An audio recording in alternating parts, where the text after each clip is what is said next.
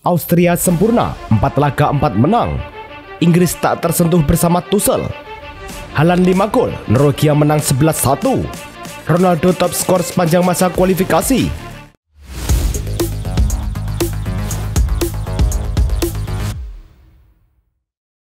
Halo Soccer Mania, kembali lagi di Blessing Soccer News. Kali ini kami sudah siapkan berita-berita terbaru seputar dunia sepak bola. Tentunya untuk kalian semua, selamat menyaksikan. Laga Indonesia versus Korea Selatan di grup C kualifikasi Piala Asia U23 berlangsung di Stadion Gelora Delta. Tim tamu langsung unggul cepat di menit ke-7 lewat gol Hwang Do-yoon. Indonesia berusaha menekan di menit-menit akhir, tapi skor 0-1 tetap bertahan hingga laga usai. Hasil ini memastikan Korea Selatan juara grup C dengan 9 poin dan lolos ke putaran final, sementara Indonesia finish kedua dengan 4 poin dan gagal tembus Piala Asia U23 2026. Laga Thailand versus Malaysia berlangsung di Stadion Thammasat pada menit ke-34. Thailand berhasil unggul lebih dulu lewat Kakana Kamyok. Keunggulan Thailand hanya bertahan 6 menit. Pada menit ke-40, Malaysia menyamakan kedudukan melalui Asyar Hadi. Pada menit ke-90+2, Kakana Kamyok kembali mencetak gol dan memastikan kemenangan dramatis 2-1 untuk Thailand. Berkat kemenangan ini, Thailand menutup grup F dengan raihan maksimal, sementara Malaysia gagal lolos dan harus puas di posisi ketiga. Laga Bosnia versus Austria dihelat dalam lanjutan kualifikasi Piala Dunia. Memasuki menit ke-48, Austria berhasil memecah kebuntuan lewat tendangan Marcel Sabitzer. Namun, keunggulan itu tak bertahan lama. Edin Dzeko langsung menyamakan kedudukan untuk Bosnia di menit ke-50. Austria kembali unggul pada menit ke-65. Konrad Laimer melepaskan sepakan jarak jauh yang tak mampu dibendung kiper Bosnia, membuat skor berubah menjadi 1-2. Hasil ini membuat Austria mencatat sejarah dengan 4 kemenangan beruntun di fase grup, sementara Bosnia masih mempertahankan posisi puncak grup H. Austria tampil impresif di kualifikasi Piala Dunia 2026. Tim asuhan Ralf Rangnick meraih 4 kemenangan dari 4 pertandingan awal setelah menekuk Romania 2-1.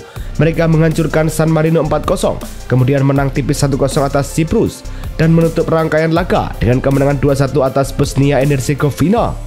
Keberhasilan ini membuat Austria memimpin grup dengan catatan sempurna. Rangnick memuji konsistensi para pemainnya. Performanya memberi sinyal kuat bahwa Austria serius menatap Piala Dunia 2026. Laga Prancis versus Islandia berlangsung di Parc des Princes di menit ke-21. Islandia berhasil unggul lebih dulu. Andri Gudjohnsen yang langsung menceploskan bola ke gawang. Prancis baru bisa menyamakan kedudukan di menit ke-43 lewat titik putih, dan Kylian Mbappe sukses mengeksekusi. Les Blues benar-benar berbalik memimpin di menit ke-62 melalui Bradley Barcola yang menuntaskan umpan Mbappe. Hasil ini membuat Les Blues memimpin grup D kualifikasi Piala Dunia 2026 dengan 6 poin, sedangkan Islandia mengoleksi 3 poin. Kylian Mbappe catatkan sejarah baru dalam sepak bola Prancis. Gol tersebut membuatnya mengoleksi 52 gol untuk timnas, melewati rekor Thierry Henry yang sebelumnya mencetak 51 gol dalam 123 pertandingan. Mbappe mencapai angka tersebut hanya dalam 87 pertandingan, menunjukkan efisiensi luar biasa dibandingkan Henry. Kini, Mbappe hanya tertinggal 5 gol dari Olivier Giroud yang memimpin daftar pencetak gol terbanyak dengan 57 gol. Dengan usia yang masih muda, Mbappe berpeluang besar untuk menjadi pencetak gol terbanyak sepanjang masa Prancis. Laga Serbia versus Inggris berlangsung di Stadion Ratko Mitic. Di menit ke-33, Inggris membuka keunggulan lewat Harry Kane yang menandu umpan sepak pojok Declan Rice. 2 menit berselang, Noni Madueke membawa Inggris menjauh. Ia melepaskan tembakan ke sudut kanan gawang. Usai turun minum, Inggris makin terginas. Di menit ke-52, Ezri Konsa sukses menjebol gawang Serbia. Dari 3 menit berselang, Mark Gui mencatatkan namanya di papan skor lewat tembakan voli memanfaatkan umpan bebas Rice. Menjelang akhir laga, Marcus Rashford menutup kemenangan The Three Lions lewat eksekusi penalti di menit ke-90. Dengan hasil ini, Inggris kukuh di puncak klasemen grup K dengan 15 poin dari 5 laga, sementara Serbia tetap di posisi ketiga dengan 7 poin. Timnas Inggris di bawah asuhan Thomas Tuchel tampil meyakinkan di kualifikasi Piala Dunia 2026 zona Eropa, meraih 5 kemenangan dari 5 laga, mencetak 11 gol serta mencatatkan 5 clean sheet. Rekor ini mencakup kemenangan 2-0 atas Albania, 3-0 atas Latvia, 1-0 dan 2-0 melawan Andorra, serta 5-0 melumat Serbia. Performa Inggris yang dominan dan solid sekaligus menegaskan posisi mereka di puncak klasemen kualifikasi Piala Dunia 2026. Tuchel tampak berhasil memperkuat pertahanan sekaligus mempertajam serangan timnya. Laga Norwegia versus Moldova pada matchday ke-6 kualifikasi Piala Dunia, tuan rumah langsung unggul cepat lewat Felix Hohmeier di menit ke-6. Erling Haaland kemudian menggila. Striker Manchester City itu mencetak gol di menit ke-11, 36, 43, 52, dan 83. Kapten Martin Odegaard juga ikut menyumbang gol jelang turun minum untuk membuat skor 5-0 di babak pertama. Masuk di babak kedua, Thelo Asgard sukses mencetak 4 gol di menit 67, 76, 79 penalti, dan menit akhir injury time. Satu-satunya gol hiburan Moldova hadir di menit ke-75 lewat gol bunuh diri Asgard. Skor telak 11-1 untuk kemenangan Norwegia. Dengan hasil ini, Norwegia kian mantap bersaing di grup I, sementara Moldova harus menerima kenyataan pulang dengan kekalahan memalukan. Erling Haaland benar-benar tampil puas saat Norwegia menghajar Moldova. Striker berusia 25 tahun itu mencetak 5 gol plus 2 assist, menjadikannya pemain pertama yang mampu mencetak 5 gol dalam satu laga kualifikasi Piala Dunia dalam 48 tahun terakhir. Menurut catatan Squawka, Haaland kini sudah mengoleksi 48 gol dan 5 hat-trick hanya dari 45 penampilan bersama timnas Norwegia. Catatan ini sekaligus menempatkannya sebagai pemain Norwegia pertama abad ini yang mampu mencetak lebih dari 4 gol dalam satu pertandingan internasional. Norwegia melanjutkan dominasi di kualifikasi Piala Dunia 2026 dengan mencatatkan rekor sempurna. Tim asuhan Ståle Solbakken itu menaklukkan Moldova 11-1. Sebelumnya, Norwegia juga sukses mengalahkan Italia 3-0, Israel 4-2, serta menang atas Moldova 5-0 dan Estonia 1-0. Kemenangan beruntun ini membawa Norwegia memuncaki klasemen dengan poin penuh, menjadikannya favorit kuat untuk mengakhiri puasa panjang keikutsertaan mereka sejak terakhir kali tampil di Piala Dunia 1998. Laga Hungaria versus Portugal berlangsung di Puskás Arena, Budapest. Tuan rumah unggul lebih dulu di menit ke-20 lewat sundulan Barnabas Varga. Bernardo Silva memanfaatkan bola liar hasil sentuhan Joao Cancelo dan menembak keras ke gawang. Skor jadi 1-1. Memasuki babak kedua, Portugal berhasil unggul di menit ke-58 lewat penalti Ronaldo setelah bola mengenai tangan Luis Neco. Hungaria tak tinggal diam. Barnabas Varga kembali bikin gol keduanya lewat sundulan di menit ke-70, membuat skor imbang 2-2. 2 menit kemudian, Joao Cancelo mencetak gol dari tepi kotak penalti setelah menerima umpan Bernardo Silva. Hasil ini bikin Hungaria baru mengoleksi 1 poin dari 2 laga, sedangkan Portugal mantap di puncak grup F kualifikasi Piala Dunia 2026. Cristiano Ronaldo kembali menorehkan sejarah bersama Portugal. Di usia 40 tahun, ia mencetak 6 gol dalam 5 laga terakhir melawan Armenia, Hungaria, serta sebelumnya menghadapi Jerman, Spanyol, dan Denmark. Catatan itu membuat Ronaldo kini mengoleksi 39 gol di ajang kualifikasi Piala Dunia, menyamai rekor Carlos Ruiz dari Guatemala dan unggul atas Lionel Messi yang mencetak 36 gol. Pencapaian terbaru ini semakin mengokohkan posisinya sebagai pencetak gol terbanyak tim nasional dengan total 141 gol dalam 223 penampilan. Gelandang asal Portugal Otavio resmi bergabung dengan klub Saudi Pro League Al-Qadsiah setelah meninggalkan Al Nassr. Ia menandatangani kontrak 2 tahun dengan opsi perpanjangan 1 tahun. Langkah ini menandai babak baru dalam karirnya. Selama di Al Nassr, Otavio kesulitan mendapatkan tempat utama meski menunjukkan kualitasnya di berbagai kompetisi domestik dan internasional. Al-Qadsiah berharap kehadiran Otavio dapat memperkuat lini tengah tim dan memberikan kontribusi signifikan dalam menghadapi kompetisi musim depan. Zinedine Zidane diperkirakan akan menggantikan Didier Deschamps sebagai pelatih tim nasional Prancis setelah Piala Dunia 2026. Menurut laporan LQP, Federasi Sepak Bola Prancis FFF telah menempatkan Zidane sebagai calon ideal untuk posisi tersebut. Meski belum ada pengumuman resmi, Zidane dikabarkan telah mempersiapkan diri secara diam-diam. Dia mengikuti pertandingan Ligue 1, turnamen Eropa, dan bahkan dari benua lain, mencatat banyak hal, serta berdiskusi dengan mantan pelatih Prancis, Laurent Blanc, mengenai pengalaman mereka di tim nasional antara 2010 dan 2012. Fenerbahce secara resmi mengumumkan penunjukan Domenico Tedesco sebagai pelatih kepala baru mereka. Pelatih asal Italia Jerman berusia 39 tahun ini menandatangani kontrak 2 tahun hingga musim 2026-2027. Menggantikan Jose Mourinho yang dipecat setelah gagal membawa tim lolos ke fase grup Liga Champions. Tedesco yang sebelumnya melatih tim nasional Belgia dikenal dengan pendekatan taktisnya yang struktur dan kemampuannya mengembangkan pemain muda. Tedesco diharapkan dapat membawa Fenerbahce kembali bersaing di level domestik dan Eropa. Nico Williams, bintang muda Athletic Bilbao, diragukan tampil dalam laga pembuka Liga Champions melawan Arsenal pada 16 September mendatang. Pemain sayap asal Spanyol ini mengalami cedera otot paha kiri saat membela timnas Spanyol dalam kualifikasi Piala Dunia melawan Turki pada 7 September. Pihak klub mengonfirmasi bahwa cedera tersebut tergolong moderat dan Williams diperkirakan absen selama 2 hingga 3 pekan. Absennya Williams menjadi pukulan berat bagi Athletic Bilbao yang tengah bersiap menghadapi jadwal padat termasuk laga penting di Liga Champions.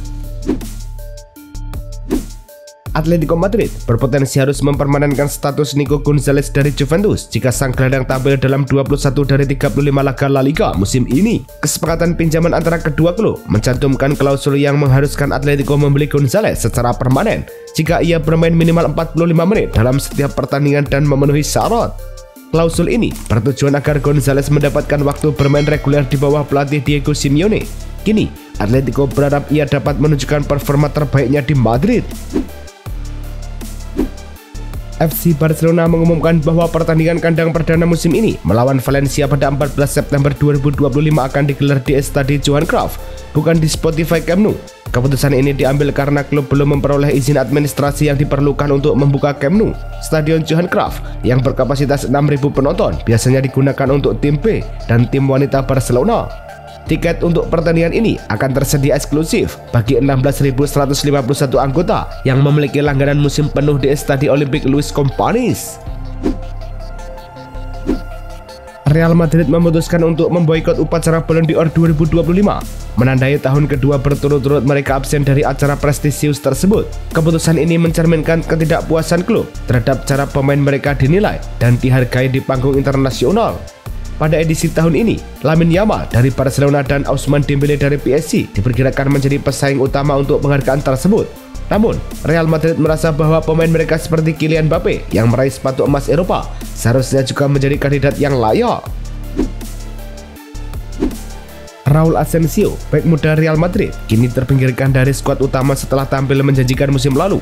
Kedatangan Dean Huijsen membuat Asensio kehilangan tempat, ditambah kembalinya Eder Militao, Antonio Rudiger, dan David Alaba. Akibatnya, Asensio belum mencatatkan menit bermain di La Liga musim ini. Penampilannya di Piala Dunia antar klub juga mengecewakan, dengan kesalahan fatal dan kartu merah yang merusak reputasinya. Situasinya semakin rumit dengan masalah hukum. Dengan kondisi ini, masa depan Asensio di Madrid semakin suram.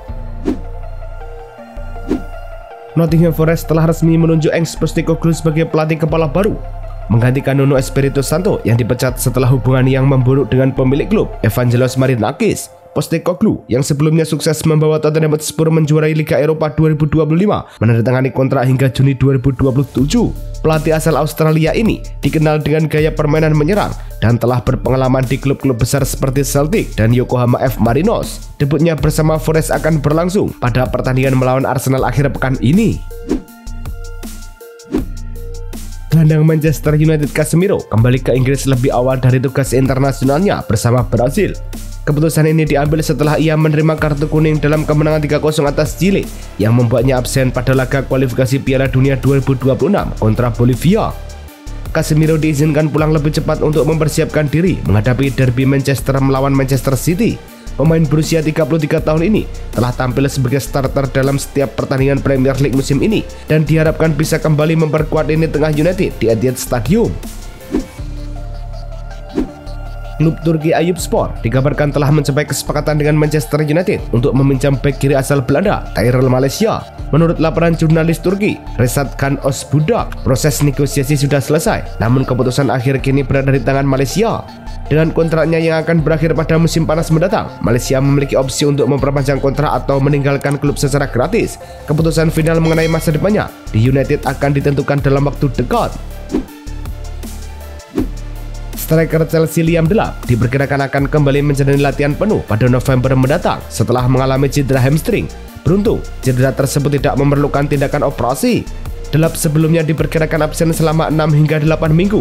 Namun, pemulihannya kini diperkirakan memakan waktu sekitar 10 minggu, membuatnya absen dari sekitar 12 pertandingan penting, termasuk laga melawan Bayern Munchen, Manchester United, Liverpool, dan Tottenham Hotspur. Chelsea memulai persiapan menjelang pertandingan Premier League melawan Brentford pada Sabtu mendatang. Pemain yang tidak terlibat dalam pertandingan internasional telah kembali ke Cobham untuk berlatih. Namun, Cole Palmer tidak tampak berlatih pada hari Selasa, menandakan bahwa ia belum sepenuhnya pulih dari cedera. Palmer mengalami cedera pada bagian selangkangan saat pemanasan sebelum pertandingan melawan West Ham pada 22 Agustus lalu, dan belum ada kabar pasti mengenai kapan ia bisa kembali bermain. Penyerang Manchester City Omar Marmoush mengalami cedera ligamen lutut saat membela timnas Mesir dalam laga kualifikasi Piala Dunia melawan Burkina Faso. Dokter timnas Mesir, Mohamed Abou Elela, mengonfirmasi bahwa cedera tersebut merupakan benturan pada ligamen lutut kiri Marmoush. Marmoush terpaksa ditarik keluar pada menit ke-9 setelah merasakan nyeri hebat akibat benturan keras dengan pemain Burkina Faso. Ia dijadwalkan menjalani pemindaian di Kairo pada pagi hari Rabu, 10 September 2025 untuk menilai sejauh mana cedera yang dialaminya. Liverpool resmi meluncurkan jersey ketiga untuk musim 2025-2026, menampilkan desain hijau segar dengan sentuhan retro yang memikat. Warna hijau ini mengingatkan pada era awal 1990-an saat Liverpool mengenakan warna alternatif serupa. Logo trefoil klasik dari Adidas kembali menghiasi dada pertama kali sejak 1990-an, bersama dengan lambang klub yang digunakan antara 1987 hingga 1992. Desain kerah crossover putih dengan detail hitam dan abu-abu menambah kesan nostalgia. Itulah tadi kumpulan berita-berita terbaru dari kami. Simak terus berita-berita terbaru lainnya dan jangan lupa like, komen, dan juga subscribe.